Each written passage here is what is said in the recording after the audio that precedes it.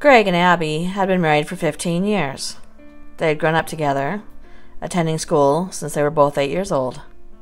They became high school sweethearts and dated through college, and by then it was just assumed that they'd get married. So they did. Greg had felt trapped by the situation and had taken to drinking a little too much, and he doubted that Abby could still be happy, and wondered, didn't she feel trapped too by the expectations of their families and friends? Greg would always put on the facade of a happy husband and father.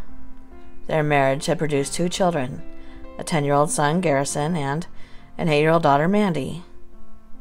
On the night of the fight, both kids were in the house, listening to the words exchanged. And, if Greg was honest with himself, he knew that his anger had been spilling over much more frequently lately, and it was becoming harder to suppress his unhappiness. He knew that he oftentimes took it out on Abby and the kids. He had very little patience for what should be considered normal behavior of a child, and they were older now, and they needed more and more from him, and he felt little desire to provide it to them. This fight had taken a bit of a different turn.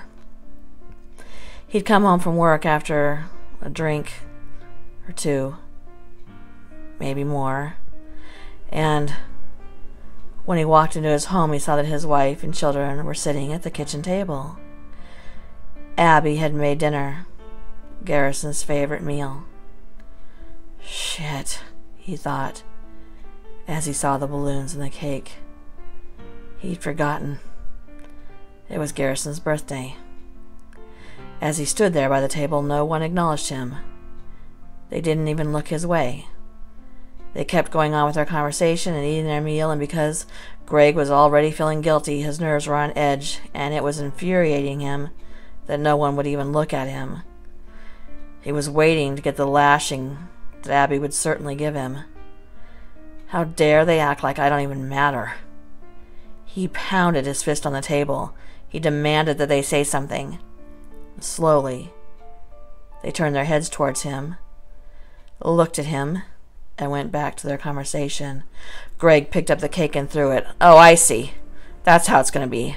I'm the bad guy for forgetting one thing. Abby slowly stood up and faced him. You are not going to ruin even one more family dinner, event, celebration, nothing.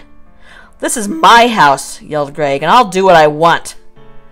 The kids stood up, gathered around their mother, looking at him like he was their common enemy.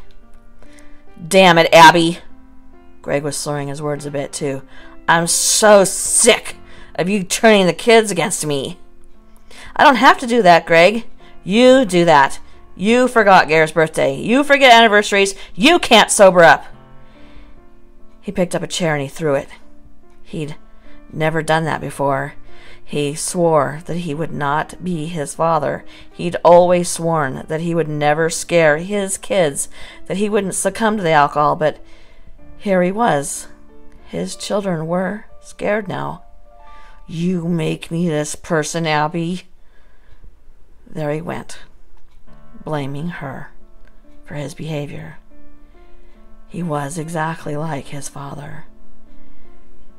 He moved to give Garrison a hug, and Abby stood between them.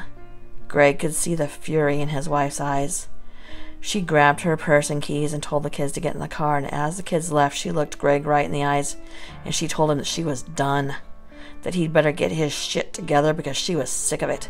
She was sick of him and who he'd become, and that the kids would be better off without him in their lives than with him if he was going to be just like his own father. He'd never seen her so angry, and it scared him, not the anger, but the fact that she was telling him to get it together. That for the first time in their marriage, he was afraid that she would leave, and that he'd lose everything. He went and grabbed a bottle of Jack from the back of the toilet where he hid his booze, God, just like his dad had done, and proceeded to drink his night away. When he woke up, his head hurt, His whole body hurt. Last night must have been a doozy, he thought. When he finally opened his eyes, it was pitch dark. Absolutely no light. He couldn't even see his hand in front of his face. What is going on, he thought. What is happening? He wasn't on his couch.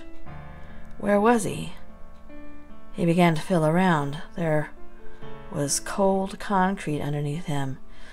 Maybe a basement floor? He moved his hand around, searching for something that would give him a clue, and he found a blanket, and on top of that, some small boxes and a few cans. Food? He wondered. He felt something sharp. Damn, he said. He felt around it. It was a can opener, so yes, food. He started to crawl, and just as he did, he felt a jerk. His ankle, he touched it, and there was a chain around it. Could this be happening? He wondered. Is this a dream? He hit his hand on the concrete floor. Ouch! What is going on? Then he yelled, "Help me!" He listened, and there was nothing. Help! Again, nothing. No movement, no light. He was chained down here, unable to move except for a couple of feet. Hello? He yelled, panic setting in now. Hello? Nothing. He sat there for hours, huddled in the dark with only a blanket to keep him warm. He wasn't sure how much time had passed, but it had been a good long time since he woke up. He fumbled for the box, and he opened one. A Pop-Tart? The crinkle of the foil as he opened it. He hated Pop-Tarts, but he was really hungry. He was also scared and confused, disoriented. How did he get here? Who had brought him here? Why was he here? God, he thought, my family. What must they be thinking? Probably that he was out drinking. They probably hadn't even started to be worried. Would they ever be worried? He'd seen the look in Abby's eyes. Pure rage. Was she thinking that he'd left her? That he'd left the kids? And why wouldn't she? He treated her like crap. Maybe it was her feeling trapped. My God. He didn't want to lose her. She and the kids were the only people he called family now. The only people who had ever loved him, even as a crappy husband and father. Would he be found? Would he be able to make it up to them? Would he die without them knowing that everything had been his own fault, his own shortcomings?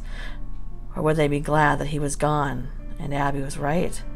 Would they feel relief that he wasn't in their lives? Were they better off without him than with him like he is? He cried for maybe the first time in his whole life. Cried for what he'd done. Cried for blaming everyone but himself. And time passed, and he wasn't sure how long. There was no day and night in the pitch black. He'd long ago eaten the rest of his food. He thought maybe he'd been here for 2-3 days. And he knew that it looked like he was going to die here, alone. And as he started to fall asleep, there was a noise, a shuffling, a key unlocking the door, and he was scared now, more scared than he'd ever been. Who was going to come walking through that door? The light came through first, just a crack, and then the door opened. He could make out a figure, but his eyes were having trouble adjusting. He was blinking. His eyes were watering. He stared, trying to make his eyes focus. Then, the figure came into focus, and every muscle in Greg's body jumped. This can't be true. What is happening? His mind was reeling when he heard his daughter's voice. Daddy, Mama wants to know if you're ready to come out of your timeout.